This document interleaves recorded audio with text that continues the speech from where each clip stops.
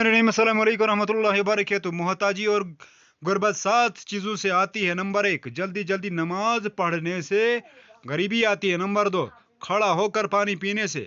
اور نمبر 3, منہ سے چراغ بجھانے سے. نمبر 4, آستین یا دامن سے منہ صاف کرنے سے.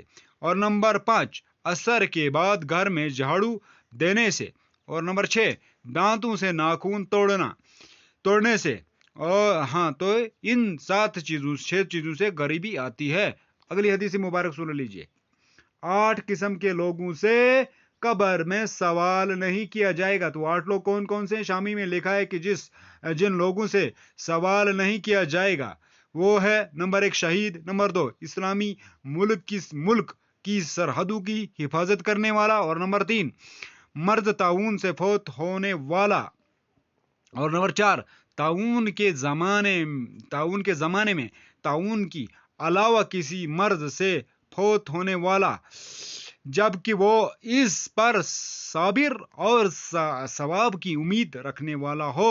اور نمبر 6 بچہ. نمبر 7 جمعہ کے دن یا رات میں مرنے والا. نمبر 8 ہر رات سورۃ البارق الذی سورہ ملک پڑھنے والا.